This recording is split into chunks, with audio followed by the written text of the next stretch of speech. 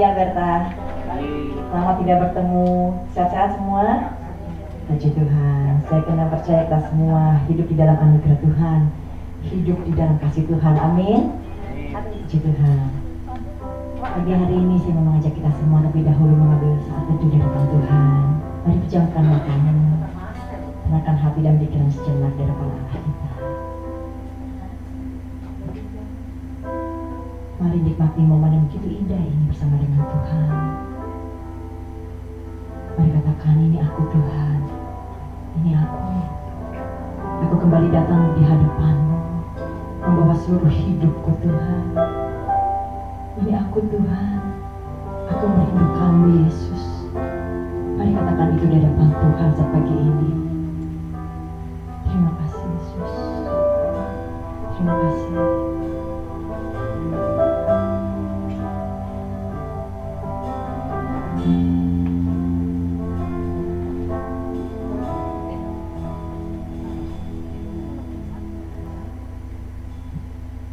Kami bersyukur Tuhan Yesus pagi hari ini.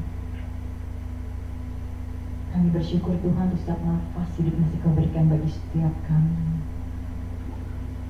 Kami bersyukur untuk momen yang begitu indah pagi ini Tuhan. Untuk kami boleh kembali datang di hadapan-Mu. Untuk kami boleh kembali Tuhan mendapat kesempatan memuji Engkau, menyembah Engkau Yesus, dan menabuhkan Engkau. Membawa semua kehidupan kami ke hadapan-Mu Tuhan. Yang mau menyembah Engkau Yesus, yang mau membuka suara kami Tuhan untuk memuji Engkau pagi ini. Thank you Jesus. Thank you Lord.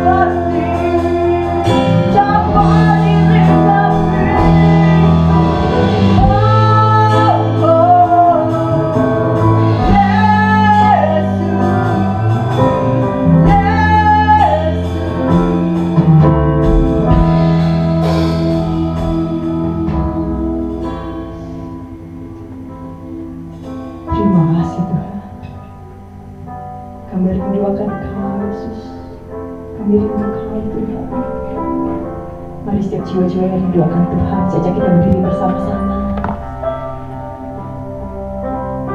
kita menyatakan kerinduan kita melalui pujian ini.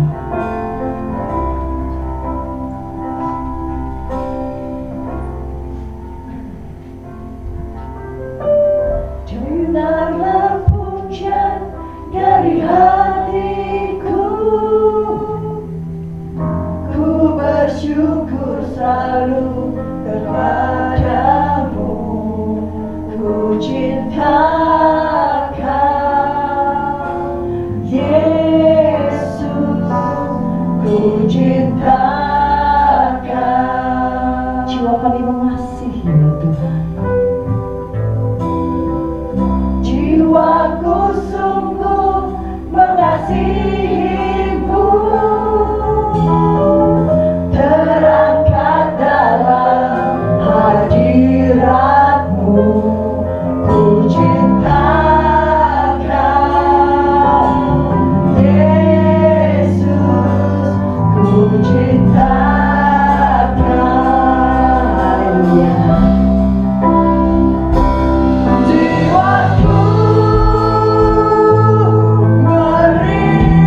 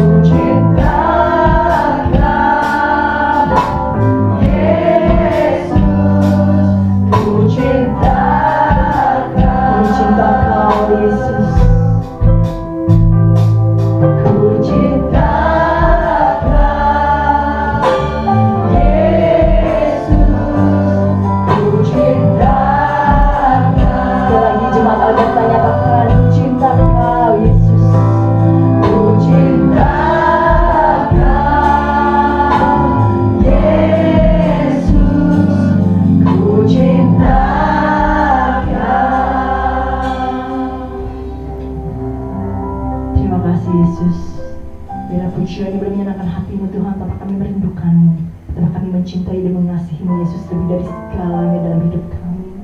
Terima kasih Tuhan, biarlah sampai akhir hidup kami tersetia Tuhan menjadi penyembah-penyembah-Mu. Sampai akhir hidup kami tersetia Tuhan jadi penyembah-penyembah yang benar di hadapan-Mu Tuhan. Terima kasih Tuhan yang meyakinkan dan percaya Kau sudah hadir dalam kami saat pagi hari ini. Kau mengurapi setiap kami anak-anak-Mu Tuhan, dari barisan paling depan hingga paling belakang. Kami percaya tidak ada satupun dari kami yang terlewat dari urapan-Mu Yesus. Terima kasih betapa Kau mengasihi setiap kami pribadi lepas pribadi Tuhan. Dan pagi ini kami ingin menyatakan betapa kami bangga memiliki Allah seperti Engkau Yesus. Kami mau melompat, kami mau menari Tuhan lebih lagi hanya bagi-Mu. Hanya di dalam satu nama Tuhan Yesus Kristus kami buka ibadah kami pagi ini. Haleluya, mari kita bersama saudara. Amin. Berikan tepuk tangan yang meriah bagi Yesus. Tuhan yang kita. Mari berikan salam namaste terlebih dahulu pada saudara di kanan kiri depan belakang. Selamat pagi, selamat memuji Tuhan. Tuhan Yesus memberkati. Halo Om Wiwi, apa kabar? Mari bersama kita bernafas memuji namanya. Yo, ya, lebih semangat lagi Albert dengan memuji namanya.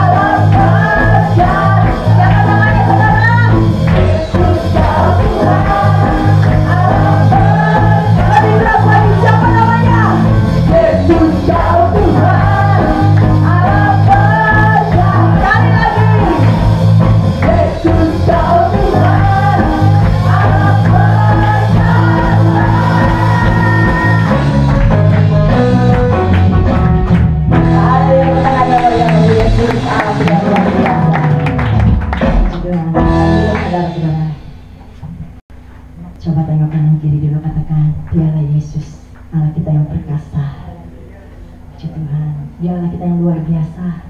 Di Bapa kita yang penuh kasih, yang tak pernah meninggalkan kita sedetik pun, saudara.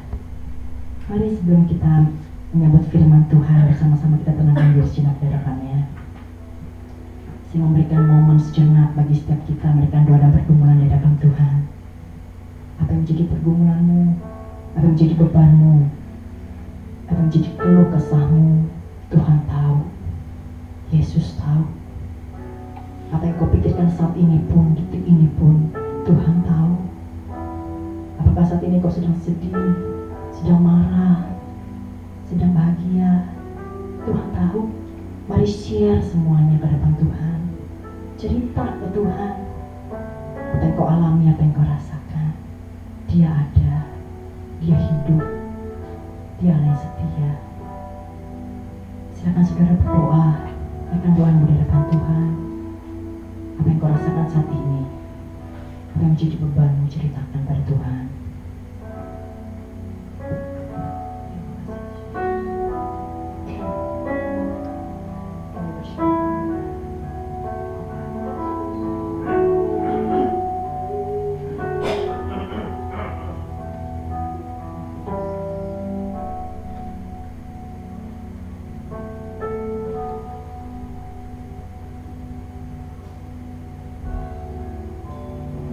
Ada satu lagu sederhana, saudara, lagu lama, lagu yang begitu simpel, yang mengingatkan kita bahwa kita tahu kita punya Bapa yang pelihara kita, sehingga lewati banyak cobaan sekalipun kita tidak takut, sebab kita tahu ada yang Bapa memelihara hidup kita.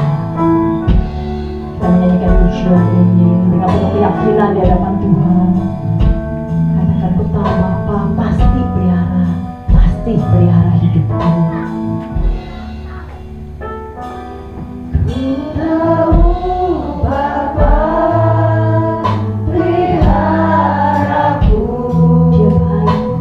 Dia baik, Dia baik. Ku yakin Dia selalu sertaku. Dia sungguh baik, Dia baik. Sekali lagi katakan, ku tahu Bapa pasti pelihara. Ku tahu Bapa peliharaku. Dia baik, Dia baik. Ku yakin Dia selalu sertaku. Dia baik bagiku. Lewat badai cobaan, semuanya mendatangkan kebaikan. Ku tahu Bapa peliharaku. Dia baik bagiku. Mari jemaat yang sedang kembali untuk berdiri di dalam firman Tuhan. Ku tahu Bapa peliharaku. Dia baik, Dia baik. Ku yakin Dia selalu sertaku. Dia baik bagiku.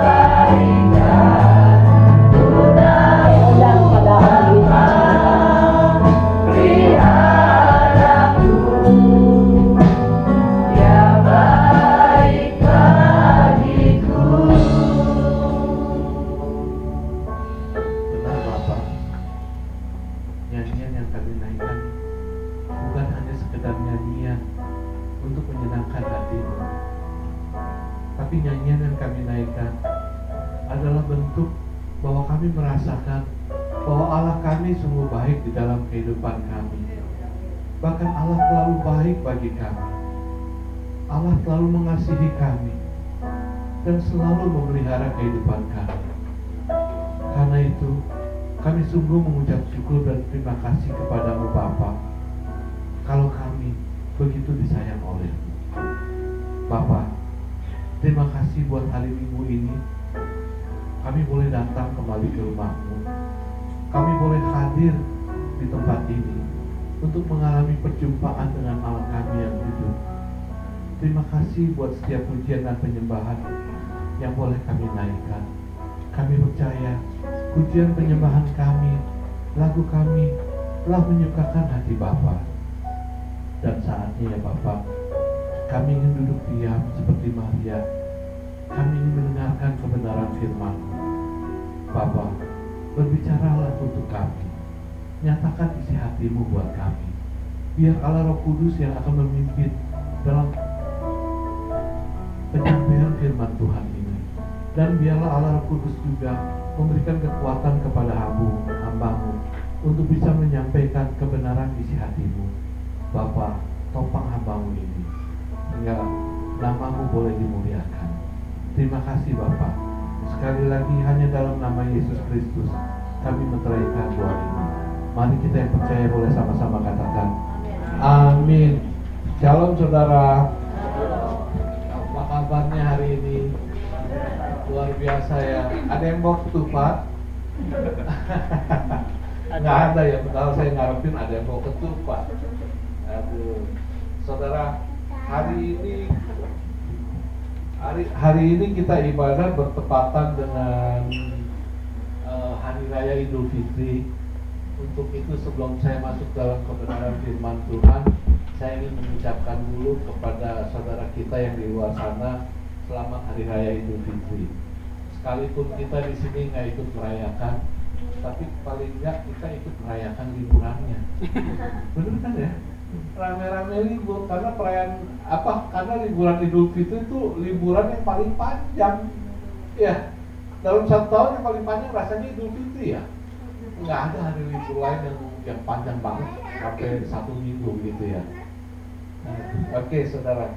Baiklah, kita akan masuk dalam sebuah kebenaran firman Tuhan.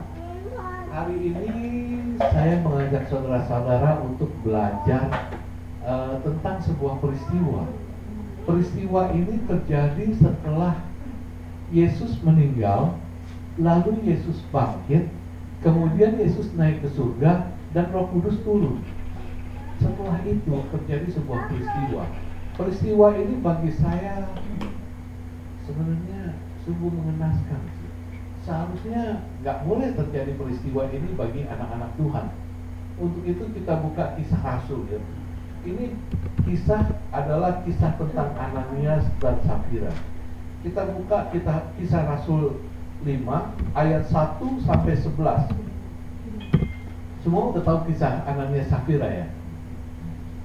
Semua tahu ya, hafal ya, Ananias dan Safira. Karena ayatnya banyak 1 sampai 11. Bu Pur minta tolong bacain buat kita semua ya Bu Pur ya. Kisah Rasul 5 ayat 1 sampai 11.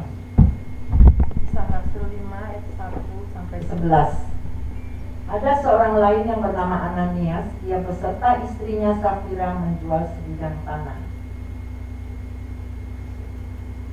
1 sampai 11. Dengan setahu istrinya, ia menahan sebagian dari hasil penjualan itu dan sebagian lain dibawa dan diletakkannya di depan kaki rasul-rasul. Tetapi Petrus berkata, Ananias, mengapa hatimu dikuasai iblis sehingga engkau mendustai Roh Kudus dan menahan sebagian dari hasil penjualan tanah itu?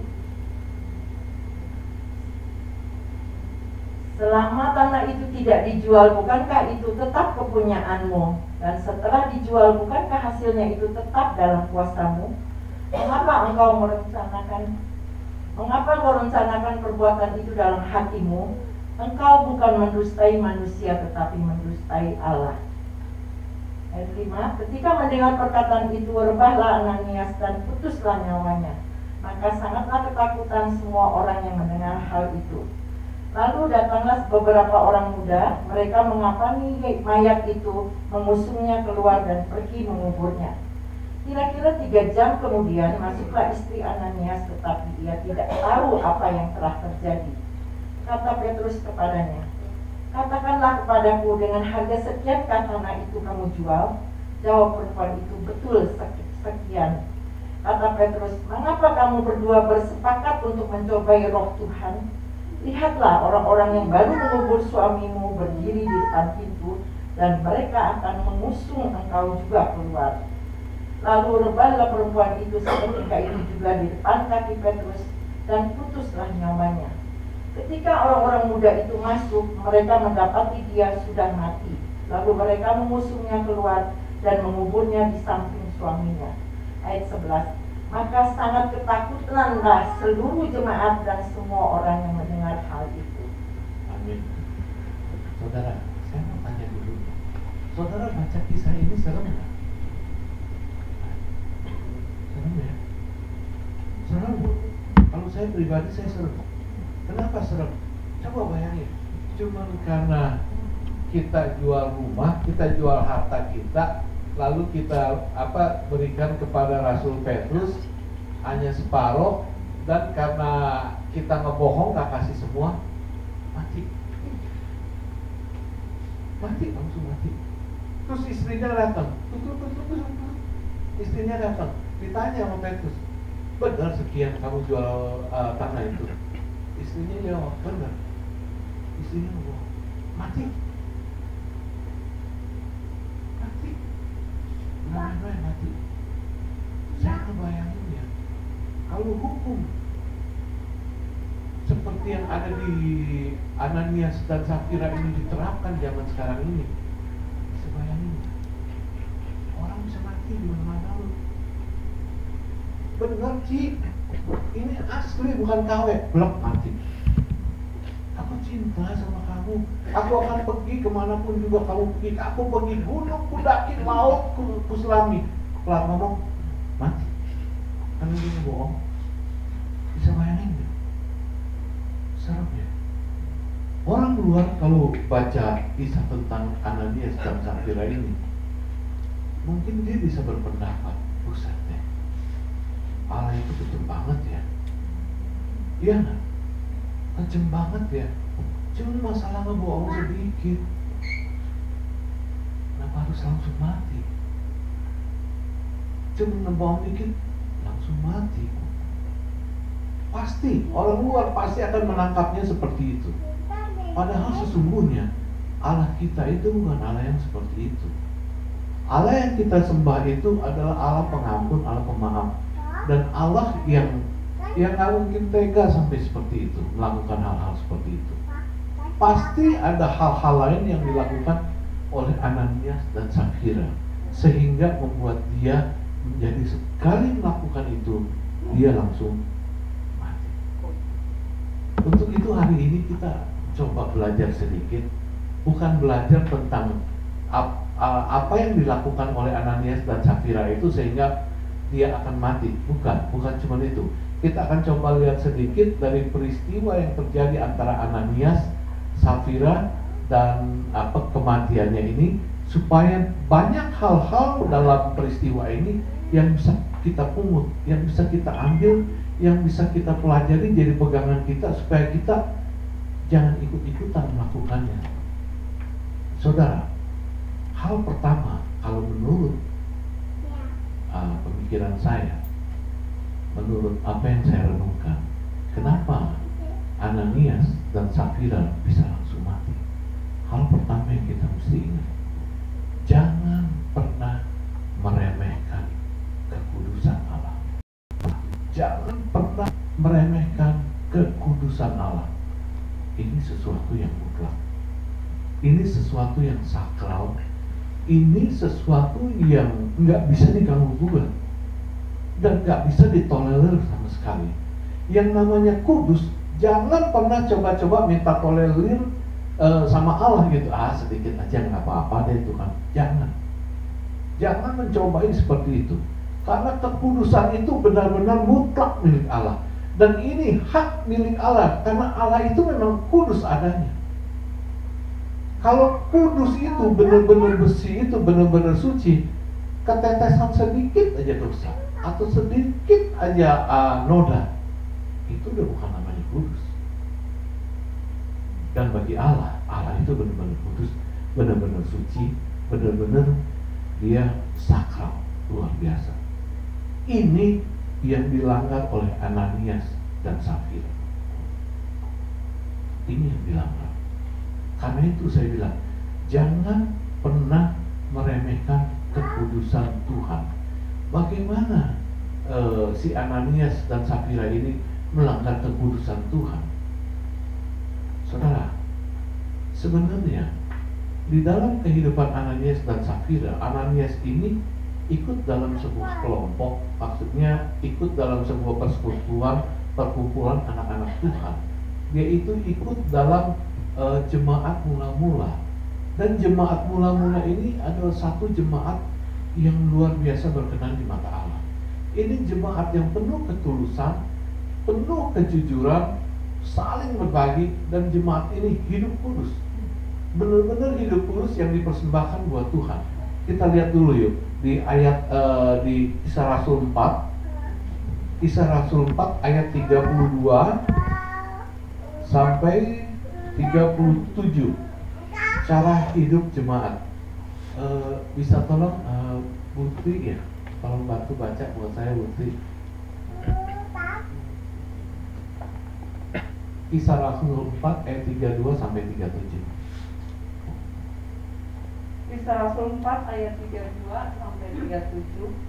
Adapun kumpulan orang yang telah percaya itu, mereka sehati dan sejiwa, dan tidak seorang pun yang berkata bahwa sesuatu dari kepunyaannya adalah miliknya sendiri, tetapi segala sesuatu adalah kepunyaan mereka bersama. Ayat 33. Dan dengan kuasa yang besar rasul-rasul memberi kesaksian tentang kebangkitan Tuhan Yesus, dan mereka semua hidup dalam kasih karunia yang melimpah-limpah. Sebab tidak ada seorang pun yang berkekurangan di antara mereka, karena semua orang yang mempunyai tanah atau rumah menjual kepunyaannya itu, dan hasil penjualan itu mereka bawa dan mereka letakkan di depan kaki rasul-rasul, lalu dibagi-bagikan kepada setiap orang sesuai dengan keperluannya. Demikian pula dengan Yusuf, yang oleh rasul-rasul disebut Barnabas, artinya anak penghiburan seorang Lewi dari Siprus. Ia menjual ladang miliknya, lalu membawa uangnya itu dan meletakkannya di depan kaki rasul-rasul. Lihat ya saudara-saudara, di ayat 32 dikatakan begini, adapun kumpulan orang yang telah percaya itu, mereka sehati, sejiwa. Sehati dan sejiwa. Tidak seorang pun yang berkata bahwa sesuatu dari kepunyaannya adalah miliknya sendiri, tetapi segala sesuatu adalah kepunyaan mereka bersama. Ini kumpulan yang anak-anak Tuhan yang jemaat mula-mula ini benar-benar kumpulan yang hatinya tulus, hatinya bersih, hidup dalam kekudusan. Karena mereka berkumpul, mereka dipimpin oleh Rasul Petrus. Mereka nggak pernah nganggap di apa-apa yang mereka punyai itu milik mereka sendiri. Enggak. Itu kepunyaan bersama. Ada nggak yang seperti itu sampai sekarang ini, perkumpulan seperti itu? Saya sih belum pernah nemu tuh. Sekalipun di negara komunis, rasanya nggak seperti itu. Dan ini nggak begitu mudah membuat satu perkumpulan, satu kelompok yang bisa mempunyai sehati sejiwa. Kita sama-sama yuk. Harta milik kita ada milik kita. Ini milik bersama. Karena Tuhan yang memberkatinya, Tuhan yang memberikannya. Karena itu saya katakan, kumpulan ini adalah kumpulan yang kudus. Kelompok ini kelompok yang kudus. Janji mereka itu adalah janji yang kudus. Karena dipimpin oleh hamba Tuhan, Rasul Paulus, yang memang saat itu penuh dengan kuasa dan wibawa Tuhan. Karena itu, ketika Ananias dan Safira melakukan itu, dia berbohong dengan harta yang udah dia jual, terus lalu dia kembalikan cuma setengah aja. Petrus tahunya bukan karena dia ngintip jualnya berapa, bukan karena Petrus tahu pinter naksir rumah. Oh, ini di Kelapa Gading sekian nih paling enggak nih. Oh, ini di Sunter sekian gitu. Bukan. Karena Roh Allah ada di situ. Karena Roh Allah tahu, dan Allah nggak pernah bisa dibohongi. Kalau Ananias, Safira mengatakan, iya ini cuma dapat spesial, Rasul Petrus, itu yang dibohongi itu bukan cuma kelompok jemaat mula-mula aja, tapi yang dibohongin juga Rasul Petrus. Kalau dia udah bohongin kelompoknya, bohongi Rasul Petrus, berarti dia juga udah membohongi Roh Kudus. Karena Roh Kudus yang benar-benar bertahta di dalam kelompok jemaat mula-mula. Karena itu saya katakan, nggak heran kalau dia berbohong langsung mati. Dia berbohong langsung mati. Karena dia meremehkan apa yang namanya kekudusan Tuhan, kekudusan Allah. Dia mau coba-coba. Dan apa yang dilakukan oleh Ananias dan Safira ini nggak berkenan sama sekali di hadapan Allah. Saya tegaskan, nggak berkenan sama sekali. Satu kelompok yang begitu murni, satu kelompok yang begitu luar biasa, yang bisa meninggikan, memuliakan nama Allah, yang begitu hebat, dipimpin oleh Rasul Paulus yang penuh dengan Roh Kudus, mau coba-coba diusik. Benar nggak? Ini kan coba-coba. Si Ananias dan Safira coba-coba ngebohong. Kalau coba-coba ngebohong di satu kelompok yang kudus itu, yang bersih itu, yang baik itu di depan mata Tuhan, dan itu didiamkan, bukankah ini jadi satu penyakit? Bukankah ini akan menghancurkan kelompok jemaat mula-mula yang begitu berkenan di hadapan Tuhan? Benar nggak? Karena itu nggak heran kalau dia langsung mati. Supaya Tuhan tuh bisa memberi pelajaran. Lihat, jangan macem-macem, jangan ngebohongin Tuhan, jangan ngebohongin Roh Kudus, jangan ngebohongin anak-anak Allah. Akibatnya mati. Iya kan? Sama aja kalau kita di kelompok gereja ini, kelompok gereja yang murni, kita anak-anak Tuhan semua murni di sini. Kita hidup kudus, hidup kita berkenan sama Tuhan. Lalu ada anak Tuhan yang lain yang coba-coba masuk untuk merusak kelompok yang berkenan di mata Tuhan ini. Pasti Tuhan bertindak. Karena itu hati-hati. Hati-hati dengan keputusan. Hati-hati. Sebenarnya saudara, peristiwa Ananias dan Safira ini bukan hanya baru terjadi sekali ini kita baca. Oh iya. Kalau kita main-main sama kekudusan, itu berbahaya. Tuhan bisa turun tangan langsung, bisa mati. Sebenarnya bukan baru sekali. Di dalam Alkitab ada banyak. Sebenarnya ada banyak peristiwa yang seperti ini. Dia melanggar kekudusan, dia meremehkan kekudusan. Akhirnya apa? Mati. Benar-benar mati saat itu. Saya kasih contoh yang gampang aja. Anak Imam Harun. Anak Imam Harun namanya siapa ya? Abihu. Siapa? Ada dua anak Imam Harun, namanya Nadab dan Abihu. Waktu itu dia diperintahkan untuk bertugas melayani meja kudus lah istilahnya. Bertugas untuk melayani kayak kita melayani meja Tuhan lah. Waktu dia bertugas melayani meja Tuhan, masing-masing itu bawa perbaraan api. Kayak kita seperti obor. obor yang nanti dinyalakan api untuk menyalakan mungkin ukupan atau persembahan korban. Tapi dia menyalakannya bukan dengan api yang khusus yang memang telah ditetapkan Tuhan. Tapi dia nyalain obornya itu, perbaraannya itu, dia ambil sembarangan. Dia ambil api sembarangan. Dan ini adalah bagi Tuhan api yang asing. Api yang asing, bukan api yang kudus. Karena dia mengambil api sembarangan itu, ini kan sama aja melanggar kekudusan. Perintah Tuhan yang kudus saat itu. Apalagi saat itu kehidupan umat Israel itu dipimpin langsung oleh Allah. Langsung tuh disambar api, meninggal. Langsung. Saat itu juga disambar api, meninggal. Melanggar kekudusan, meremehkan kekudusan. Ingat peristiwa Musa? Waktu itu Musa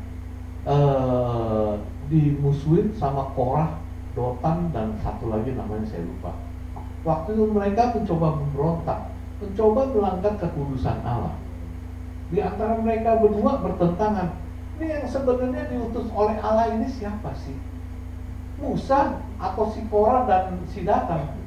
Sebenarnya siapa? Akhirnya dalam pertengkaran itu Musa bilang, ya udah, besok kita kumpul. Besok kita kumpul, kita tanya sama Tuhan, siapa yang diutus oleh Tuhan sebenarnya? Ternyata kita tahu kan memang Musa. Karena itu apa? Itu yang namanya Korah, Datan, dan satu lagi saya lupa, beserta keluarganya waktu berhadapan-hadapan ini. Tuhan bilang, Musa yang diutus. Yang terjadi apa? Itu tanah terbelah jadi dua. Kayak gini umpamanya tanahnya terbelah jadi dua. Semua orang si Datan, Korah itu sama keluarganya itu jatuh ke tanah. Begitu jatuh ke tanah, blok, ketutup.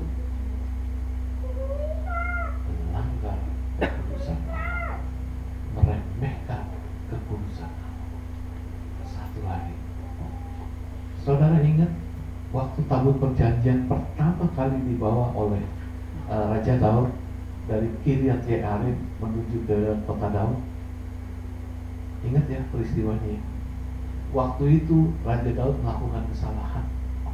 Dia bawa itu tabut perjanjian, dia naikin ke kereta, diangkat oleh lembu. Padahal Tuhan udah perintahkan sejak awal pembuatan tabut perjanjian. Ini tabut perjanjian nggak boleh diangkat oleh binatang ataupun kereta. Karena itu di tabut perjanjian itu di 4 sudutnya itu dipasang gelang. Tujuannya apa? Supaya itu ada kayu masuk, 2 kiri kanan dipikul. Yang pikul pun nggak bisa sembarangan, harus dari suku Lewi, dari kalangan Kehat. Tapi ini waktu Raja Daud, mungkin dia nggak baca sejarah, mungkin dia nggak tahu bagaimana, dia bawa dari Kiryat Yearim naik pakai kereta. Akhirnya apa? Di tengah jalan kereta itu tergelincir. Untuk hal kereta itu tergelincir juga, saya membayangkan ini sesuatu yang udah nggak masuk akal. Nggak mungkin Raja Daud atau perwiranya atau orang-orang yang bawa tabut perjanjian kereta ini nggak mungkin sembarangan kan? Nggak mungkin dia pilih jalan yang berbatu-batu yang susah dilewatin kan?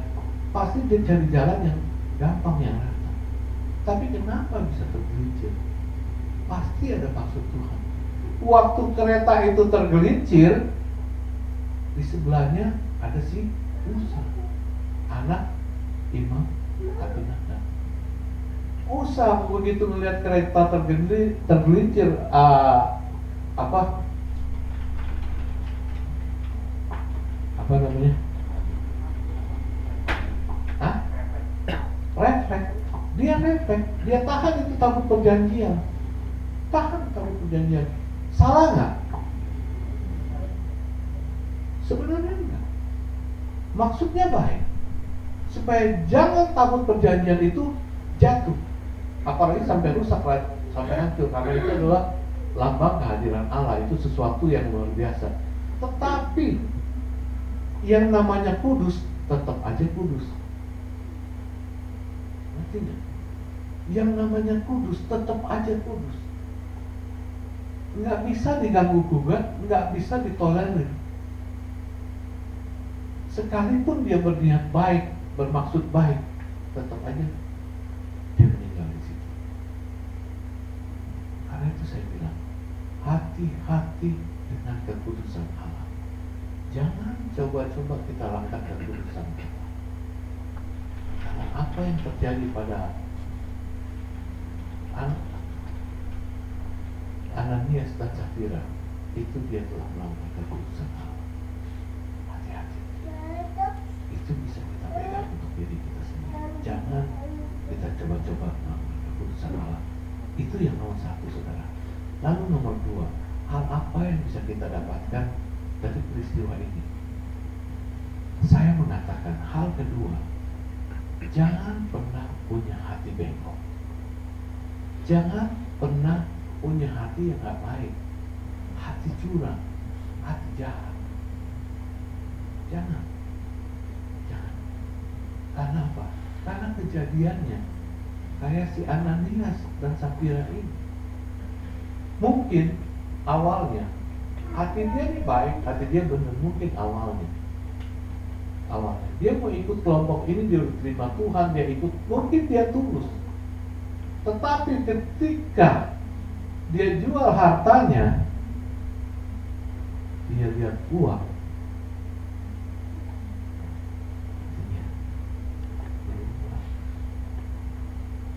biasa uang itu pegang peran penting dalam kehidupan manusia. Manusia yang tadinya baik-baik, karena begitu melihat uang, wow, bisa berubah dalam sekejap. Karena itu nggak heran kalau Tuhan menasihatkan dalam firman-Nya, jagalah hatimu dengan kewaspadaan, karena dari situ terpancar kehidupan. Tuhan selalu wanti-wanti, jaga hatimu dengan kewaspadaan. Hati-hati, selalu waspada, kasih perhatian yang ekstra buat hati kita. Jangan sampai hati kita tuh gampang diracunin, gampang dimasuki, diduduki oleh si iblis. Jangan sampai gampang terkontaminasi. Mungkin saya bilang, mungkin sebelumnya Ananias dan Safira hatinya tuh baik, hatinya tuh tulus bener. Tapi ketika dia melihat uang, lalu si iblis ini ngebisikin, sayang kali lu, masa semuanya lu kasihin ke Rasul Petrus untuk dibagi-bagi, sayang kali. Ya. Kejadiannya itu sekejap. Sayang bro, lebih baik lu paruin aja bro, separuh disimpan bro. Kan kalau lu nanti ada perlu kan dia bisa gunakan juga. Hanya sekejap, hanya karena sebuah bisikan, akhirnya apa? Hatinya jadi bengkok, timbul hati yang curang, hati yang jahat, sehingga akibatnya apa? Diterima sendiri akibat perbuatan itu. Jaga hatimu dengan segala kewaspadaan, karena setan itu nggak ngaung-ngaung terus di kuping kita setiap saat, nggak ngebisikin kita, ayo nyopetin, ayo ngerampok, enggak. Setan kalau mau bisikin, setan kalau mau rusak hati kita, mau duduk di hati kita, itu cuma sebentar, cuma sekejap, pas lewat, sama si Ananias Safira, cuma karena duit, wah lihat banyak, jangan bisikin saya. Akhirnya dijatuh. Itu anak-anak narkoba, saudara-saudara. Mereka tuh aslinya banyak yang ingin keluar. Mereka tuh banyak aslinya yang ingin terlepas dari kecanduan mereka pakai narkoba. Mereka keluar umpamanya nggak ada tujuan buat pakai, nggak ada, sama sekali nggak ada. Cuma waktu mereka keluar, di situ ketemu iblis, ketemu teman lama. Aduh, hujan-hujan enak nih kalau kita pakai. Nggak ada niat pakai. Cuma enak tuh hujan mati. Sekejap aja, jatuh lagi, jatuh lagi, jatuh lagi. Karena itu saudara, jaga hati kita dengan kewaspadaan. Jangan pernah biarkan sesuatu yang buruk, sesuatu yang gak baik itu masuk ke hati. Kalau hati kita bengkok, hati kita udah mulai jahat, udah mulai curang, akibatnya kita udah gak bisa berpikir normal dan kita akan jatuh. Itu yang kedua. Lalu yang ketiga, yang terakhir saudara, apa yang bisa saya dapatkan dari peristiwa ini? Yang ketiga itu yang bisa saya sampaikan, kita bisa simpulkan untuk suami istri, jangan pernah saling mendukung untuk hal yang tidak baik. Suami istri harus saling mengingatkan untuk sesuatu yang tidak baik. Mungkin ada sesuatu saya juga nggak tahu. Jangan pernah. Benar. Karena kalau suami istri udah bisa kong kali kong berdua untuk sesuatu yang nggak benar, wah bahaya. Percaya saya, bahaya. Sekali ngelakuin kesalahan kecil berdua yang karena main mata begini, untuk selanjutnya hal-hal yang besar itu pun pasti akan bisa terjadi. Tuhan ciptakan suami dan istri itu untuk saling menunjang, saling membantu dalam hal yang benar, bukan dalam hal yang salah. Mungkin istri-istri di sini berbelit kali pakai alasan, ya kan ada perintah Tuhan. Tuhan bilang hormatilah suamimu. Jadi gimana dong kalau saya nggak hormatin dia ngajakin ngomong, saya melawan firman Tuhan. Bukan seperti itu. Kalau kita lakukan seperti itu namanya kita bodoh. Suami kita nyebur sumur, kita ikut-ikutan nyebur sumur. Nggak seperti itu. Ingat, ini yang harus dipahami. Suami-suami pun jangan pernah mau ikut istri dikala istri melakukan kesalahan, dikala istri melakukan sesuatu hal yang tidak baik. Jangan ditunjang, jangan diikutin. Jangan pakai alasan, istri saya galak sih. Kalau saya nggak ikutin, aduh bisa nggak dikasih makan nanti. Kan banyak yang istri-istri galak begitu. Lu nggak mau ikutin gua, tiba begini. Jangan. Dia mau marah, dia mau ngomong kayak apa. Kalau memang itu sesuatu yang salah, sesuatu yang nggak baik, kita harus tetap berdiri mengikuti hal yang benar. Jangan suami istri sekali lagi ikut-ikutan, saling menunjang, saling mendukung untuk sesuatu yang salah. Ya, firman Tuhan hari ini kita belajar sedikit dari Ananias dan Safira. Ingat, hal yang terpenting adalah jangan pernah meremehkan keputusan Tuhan. Yang kedua, jangan pernah punya hati yang bengkok, hati yang curang, hati yang jahat. Jagalah hatimu selalu dengan penuh kewaspadaan. Yang ketiga, sebagai suami istri, kita harus bisa saling mengoreksi untuk hal yang benar. Amin. Tolong berkati. Yuk kita berdoa. Bapa yang bertata dalam kerajaan surga, kami sungguh mengucap syukur dan terima kasih buat siang hari ini. Kalau siang hari ini kami boleh belajar dari Ananias dan Safira. Sebenarnya kami tahu banyak hal-hal yang ingin Tuhan beritahukan kepada kami lewat Ananias dan Safira. Tapi ada satu hal penting yang menjadi poin Tuhan untuk mengingatkan kepada kami anak-anak Tuhan saat ini, yaitu jangan pernah meremehkan keputusanku. Jangan pernah tidak menganggap keputusanku, karena aku adalah Allahmu, Allah yang kudus, dan aku tidak akan pernah mentolerir apa yang namanya dosa. Aku tidak akan pernah bisa menerima apa itu dosa, walaupun hanya sekecil apapun, karena dosa itu tidak akan pernah bisa bertahan di hadapan Bapa. Terima kasih kalau Bapa mengingatkan kami supaya kami jangan meremehkan keputusan Tuhan, bukan karena apa-apa, tapi memang sejujurnya kami harus menghormati Allah kami yang hidup. Kami harus menghormati Allah kami yang baik. Kami harus menghormati Allah yang memiliki hidup ini. Karena Allah telah melakukan banyak hal di kehidupan kami. Hal-hal yang baik, hal-hal yang luar biasa. Tetapi kalau kami membalasnya dengan menodai ketulusan, itu berarti kami telah melakukan hal yang kelewatan di depan mata Tuhan. Terima kasih Bapak. Terima kasih juga kalau Bapak telah mengingatkan kami supaya kami menjaga hati kami dengan kewaspadaan, supaya hati kami jangan bengkok, jangan curang, jangan suka mendustai segala sesuatu. Karena memang Tuhan tidak suka dengan hal-hal seperti itu. Lalu terima kasih juga kalau Tuhan mengingatkan kepada kami sebagai sepasang suami istri bahwa kami harus saling mengoreksi dalam banyak hal, terutama dalam hal-hal yang sama.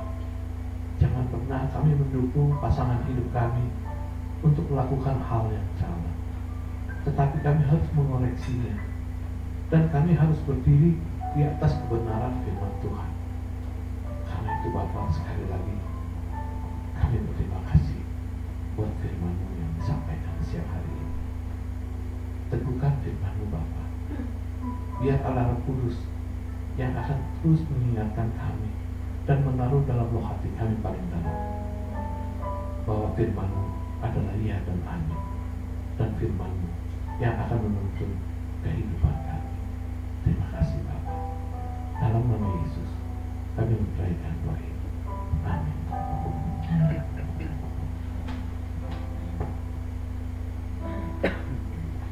Puji Tuhan. Saudara diberkati dari firman Tuhan. Amin. Saya atas nama Ibu Gembala Cucu mengucapkan terima kasih. Thank you, Kamsyah, matur nuwun buat kamu ya. Tuhan memberkati dan memberikan kesehatan, kekuatan senantiasa. Amin. Saudara-saudara, saatnya kita akan memberikan persembahan pada yang bertugas dan dapat mencukupkan.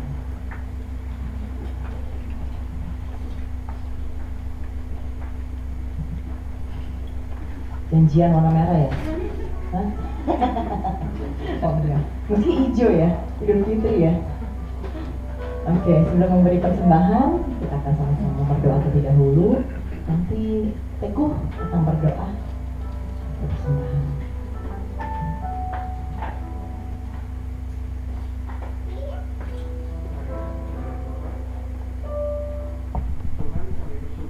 Untuk pagi ini, terima kasih untuk ibadah yang boleh berjalan dengan baik. Terima kasih juga untuk puji-pujian yang boleh kami berikan buat Tuhan. Terima kasih juga untuk firman-Mu. Untuk pagi ini telah mengingatkan kami kembali Tuhan akan Engkau Tuhan. Sebentar juga kami akan memberikan yang terbaik apa yang kami punya. Kami percaya Tuhan apa yang kami punya ini juga berasal dari Engkau. Biarlah Kau berikan hati kami untuk memberi Tuhan. Terima kasih Tuhan. Kau yang berkati dua pelayan kolektor pada pagi ini juga dengan berkat yang khusus. Terima kasih Tuhan, kami menyerahkan dua ini dalam tangan-Mu, dalam nama Tuhan Yesus. Kami sudah berdoa dan mengucap syukur. Haleluya. Amin. Amin. Terima kasih Bapak Teguh. Selagi memberikan persembahan, saya akan membacakan teguhan sepakat. Untuk yang pertama, apakah ada di antara jemaat saat pagi hari ini yang baru pertama kali beribadah di Alberta? Apakah ada? Jika ada, saya tetap berdiri sebentar. Tidak ada? Ada. Oh ada, puji Tuhan. Silakan saudara di kanan kiri depan belakang bisa memberikan salam. Selamat datang ya, Tuhan Yesus memberkati. Minggu depan ditunggu lagi kedatangannya. Ada dua? Ada dua. Mana tuh? Oh ya, selamat datang. Puji Tuhan. Bisa berikan salam. Oh udah. Saya kan nggak lihat berdiri ya. Selamat datang untuk dua saudari kita di tengah keluarga besar GBI Alberta. Apabila saudara sama kami minggu yang akan datang, Tuhan Yesus memberkati. Wika. Kemudian untuk pengumuman selanjutnya, saya ingin ucapkan terima kasih juga kepada semua pelayan yang setia melayani dalam ibadah pagi hari ini. Tuhan Yesus memberkati dengan urusan khusus. Dan untuk hari Selasa 25 April 2023, kebaktian komunitas ditiadakan dan dimulai kembali hari Selasa 2 Mei 2023. Dan mari bergabung bersama kami dalam benteng doa GBI Alberta setiap hari Jumat jam 10 pagi, bukan hanya untuk jemaat Alberta, tapi terbuka juga untuk umum. Ajaklah keluarga, tetangga, teman untuk saling menguatkan melalui doa-doa kita. Dan untuk Alberta Youth Team setiap hari Sabtu, untuk hari Sabtu 29 April, pukul 6 sore firman Tuhan akan dibawakan oleh Saudara Mokhtar. Untuk minggu depan 30 April jam 8 pagi, firman Tuhan akan disampaikan oleh PDM Maya Montelalu. Dan mari kita juga mengantarkan anak cucu kita dan bertumbuh dalam firman Tuhan dari Sekolah Minggu atau Alberta Kids yang diadakan setiap hari Minggu jam 10:30 seusai ibadah raya. Dan berikut update persembahan dari jemaat yang telah mendukung untuk Alberta Berbagi 2023. Terima kasih untuk AXL Rp300.000, Ibu Esther Chong Rp100.000. Terima kasih untuk partisipasi jemaat yang persembahan dari jemaat. Keluarga besar GBI Alberta ucapkan juga selamat ulang tahun kepada Ibu Hani tanggal 26 April. Apakah hadir? Oke. Silakan saudara-saudara bisa memberikan WhatsApp ya atau telepon ucapkan selamat ulang tahun Ibu Hani. Dan mari kita juga tetap mendukung gereja kita melalui persembahan atau perpuluhan yang bisa dilakukan baik melalui kantong kolektor, kotak perpuluhan atau transfer ke rekening BCA maupun scan QRIS yang ditempelkan di kursi ruang-ruang ibadah. Amplop persembahan yang disediakan di depan juga bisa. Dan mari kita tetap juga mengikuti kegiatan gereja kita GBI Alberta melalui warta digital yang dikirimkan di WhatsApp grup GBI Alberta, terutama juga untuk para pelayan bisa lebih memperhatikan jadwal pelayanannya. Bisa follow juga Instagram, sudah follow saudara IG-nya GBI Alberta Team dan juga Facebook page GBI Alberta. Apakah ada pengumuman tambahan Bu Gembala? Tidak ada. Kalau begitu kita akan menutup ibadah kita pagi hari ini. Mari sedang kita berdiri bersama-sama. Nanti saya minta dengan penuh kasih doa tutup akan dipimpin oleh Ibu Livi. Saya rindu sekali mendengar suara Ibu Livi. Dan nanti doa berkat akan disampaikan oleh Ibu Gembala ya, Bu Gem. Mari kita nyanyikan Ku Bersyukur Bapa.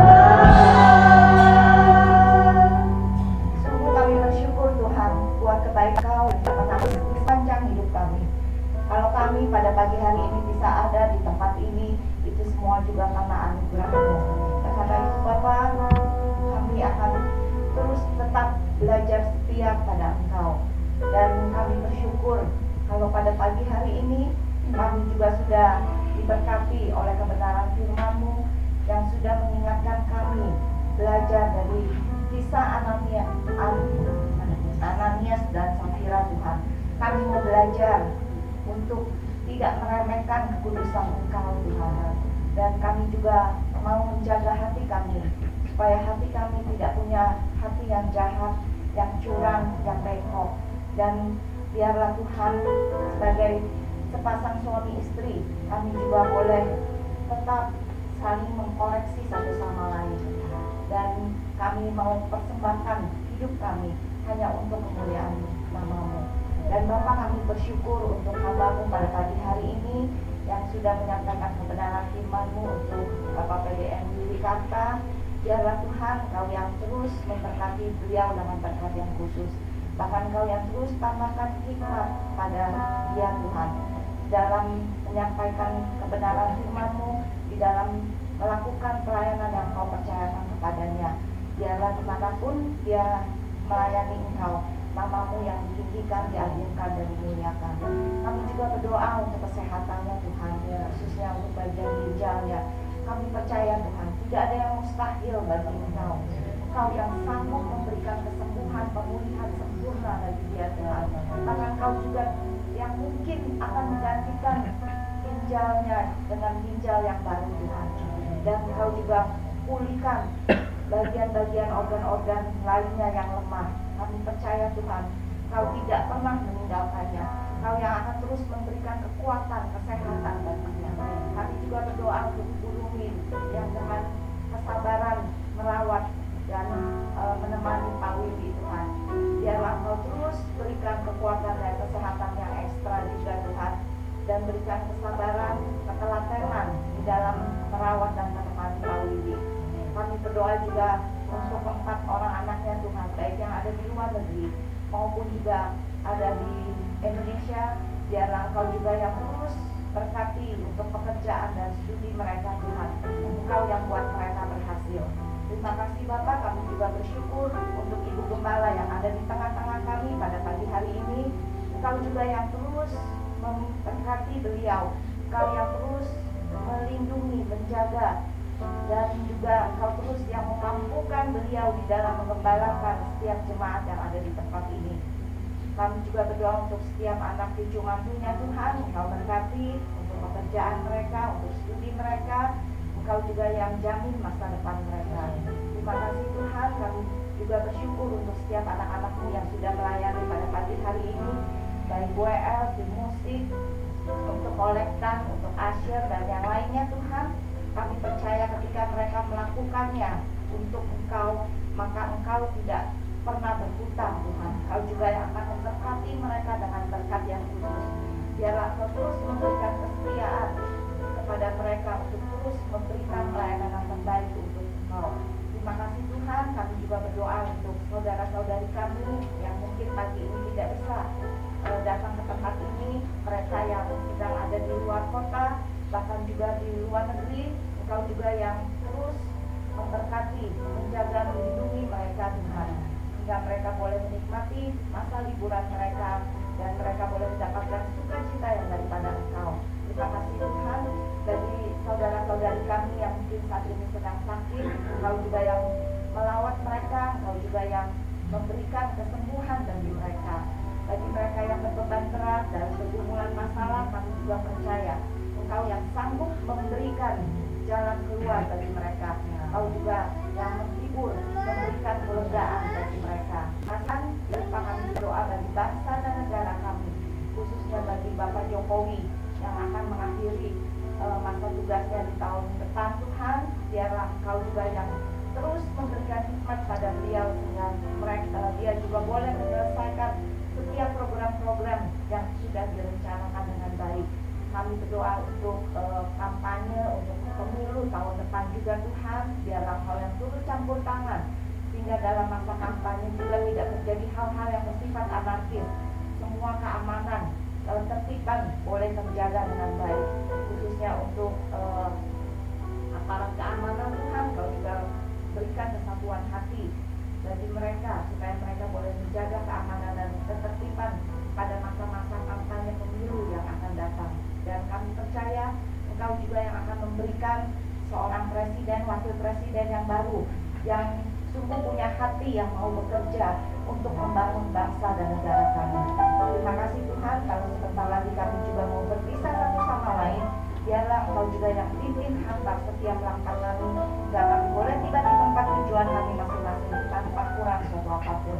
Terpujilah namamu, hanya di dalam nama Tuhan Yesus kami berdoa dan mengucap syukur. Kekasih-kekasih Kristus yang diberkati Tuhan, pulanglah dan terimalah berkat Tuhan.